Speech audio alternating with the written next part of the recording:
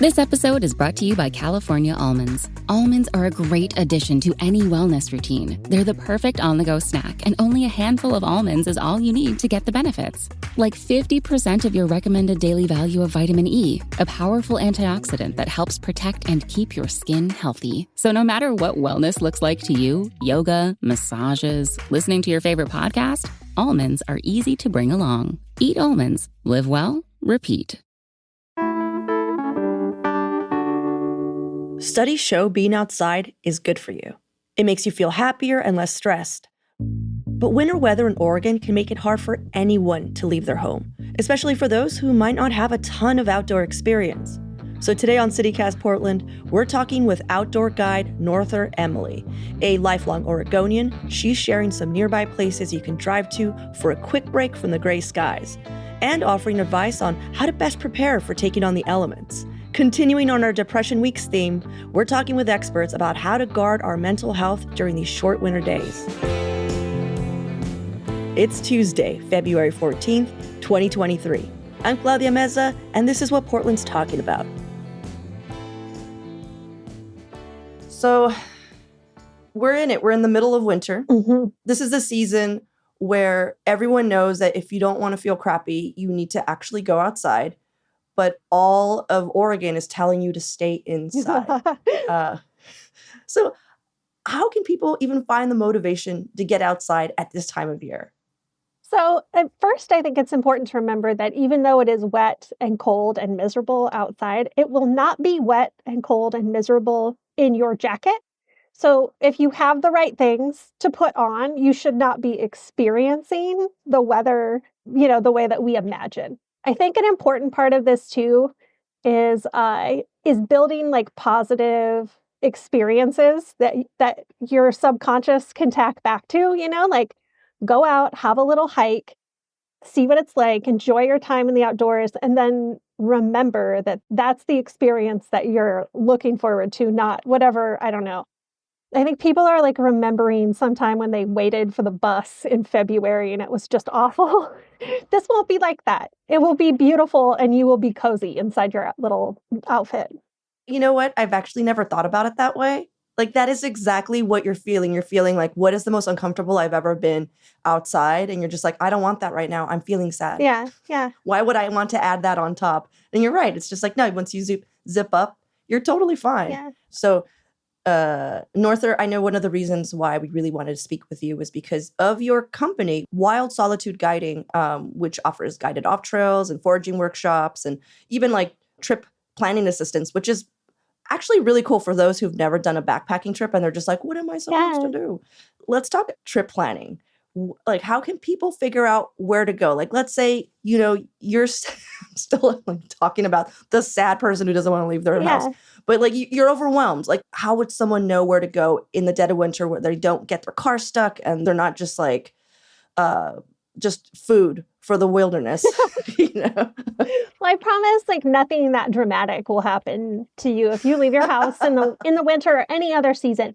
We shouldn't have any predator concerns in the Northwest, but maybe that's a topic for another question.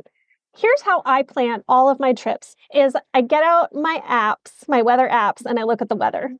That's step one, is like, what is the least miserable weather that I can have within, I don't want to drive more than 2 hours. Everybody has kind of a different limit or whatever, but 2 hours can get you to a lot of places in the Northwest. So like I would look at the coast.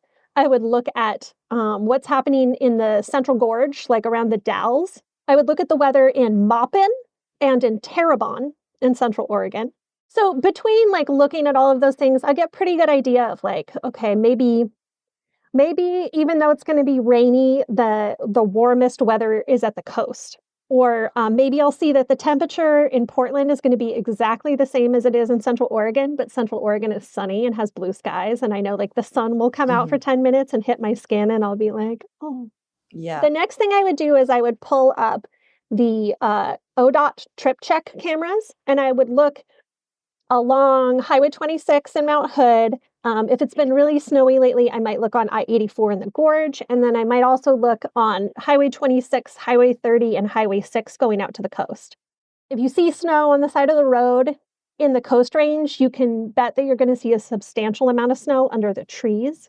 Mhm. Right now, if you wanted to go hiking and not mess with any snow at all, I would say low elevation gorge hikes would be a great idea. This is also a great time of year to go to the gorge because it's not super busy. Extra rain makes the waterfalls even more glorious than they normally are. Wow. So let me just recap, because I want to remember this. Yeah. Basically, you're saying look at the weather, but basically you're also stating the first thing you should do is figure out how long you want to drive. Yeah. And then from that radius of where you live, be like, okay, an hour and a half or an hour or 2 hours. Then look at all the weather in that area and figure out, okay, what do I want? Because that is true. Like the further east you go, the more chance you will of getting sun. But you do have to sometimes pass that like really mounty snow pass, right? Is there any other way to get to East Oregon without driving through like, Oh, yeah.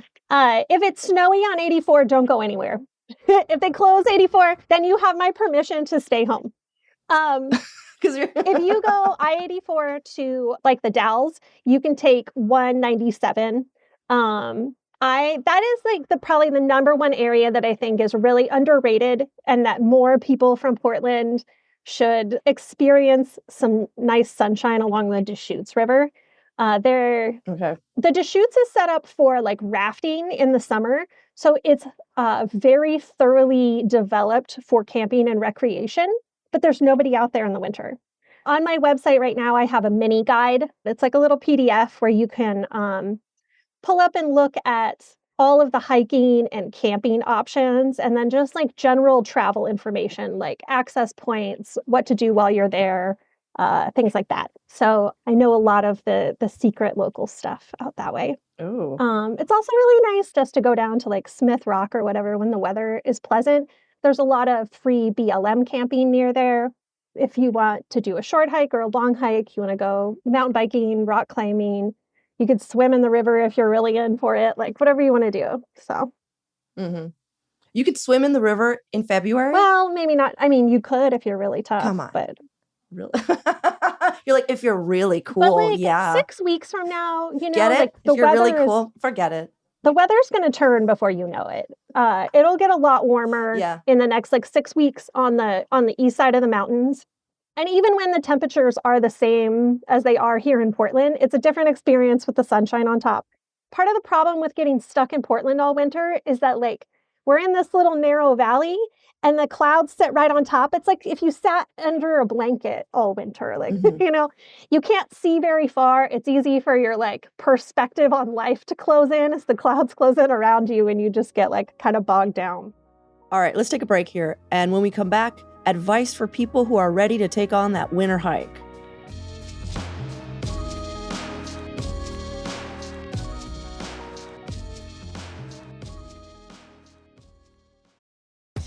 This episode is brought to you by California Almonds. Almonds are a great addition to any wellness routine. They're the perfect on-the-go snack, and only a handful of almonds is all you need to get the benefits. Like 50% of your recommended daily value of vitamin E, a powerful antioxidant that helps protect and keep your skin healthy. So no matter what wellness looks like to you, yoga, massages, listening to your favorite podcast, almonds are easy to bring along. Eat almonds. Live well. Repeat. Okay, so we've been talking about ways to escape that cloud and that feeling of having an oppressive gray blanket on you. But let's talk about people who are just like, you know what? I'm just going to go in and I'm going to do this. Like, what is your essential gear list or advice for someone who's maybe never done it but wants to do it? Sure. So I think the most important thing that I've learned hiking outside by myself is that when you are alone or not with like a group of people that you're trying to keep up with, you can kind of use your pace to help regulate your body temperature. I know for me personally, I run really hot. So having a sense of like where you are on that spectrum before you choose your outdoor gear is really important. I tend to bring a lot of different layers and options with me. And then once I get to my destination, I get out and I kind of like futz around for a little bit and I figure out like, okay, I'm going to want snow pants with a pair of leggings underneath them probably. If it's really wet or really snowy, I will definitely wear like a rain pant to keep my clothes dry. I do not ever go hiking anywhere in Oregon until like June without a pair of micro spikes in my bag for walking on snow. Especially once we get into kind of like late season spring hiking, you're really going to need those if you gain any elevation at all. Hiking in snow in Portland is really just hiking on ice.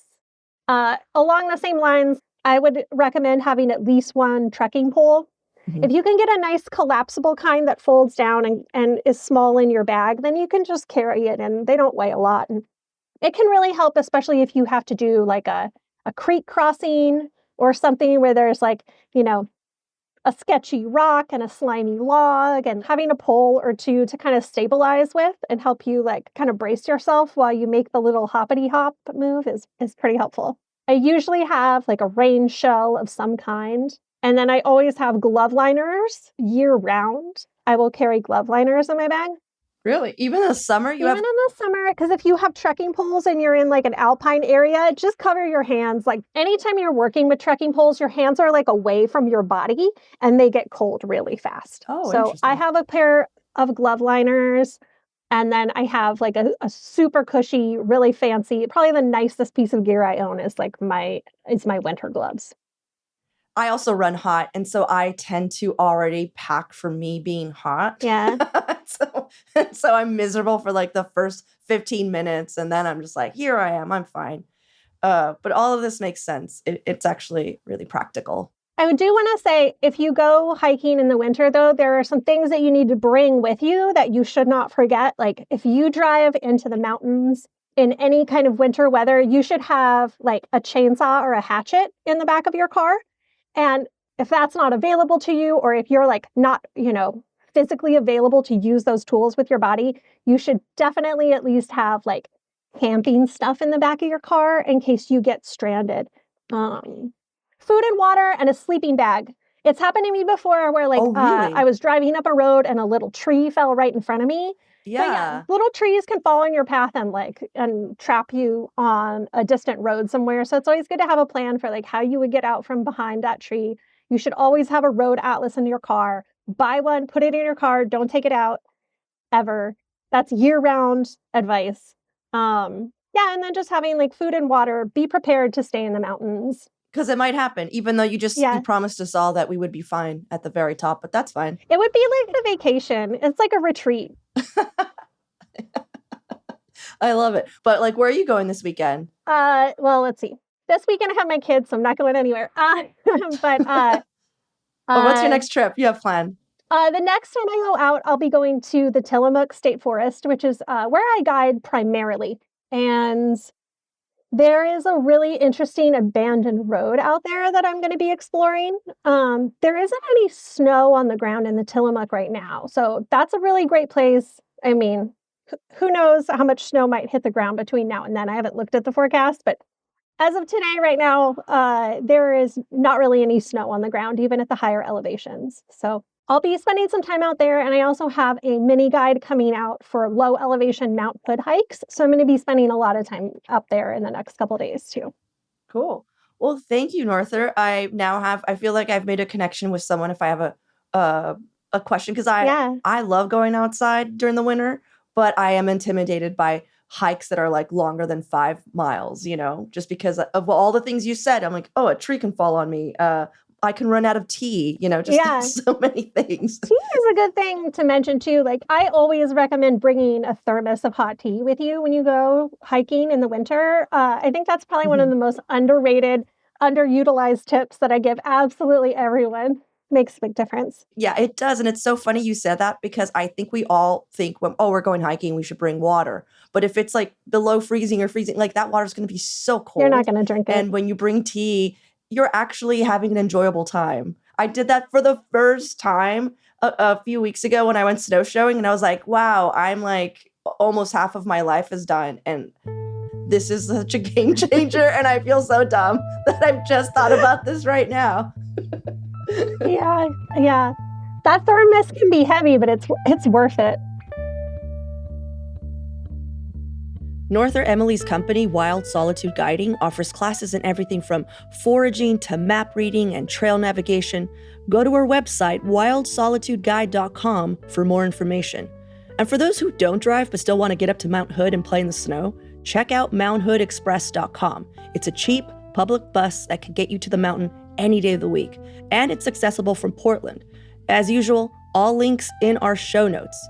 And if there are any outdoor enthusiasts out there that get around without driving and want to share some tips, please get in touch with us at portland@citycast.fm, and we can pass them along. And now for your microdose of news. Tolls are coming to Portland area interstates, and they could be pricey. Local economist Joe Courtwright has pieced together some estimates from public records, and he's guessing they could cost up to $15 one way between Wilsonville and Vancouver during peak hours. The Oregon Department of Transportation is disputing these estimates, saying nothing's officially been decided yet. And the Oregon legislature is in full swing, making big decisions that could affect all of our lives, but also a few less pressing matters. On the docket this year is a resolution that would designate rescued shelter dogs and cats as the official state pet. Aw. Plus, happy birthday, Oregon. Today, our state is 164 years old, and it doesn't look a day past 100. For even more local news and events, sign up for our daily newsletter, Hey Portland. We'll throw a link in the show notes.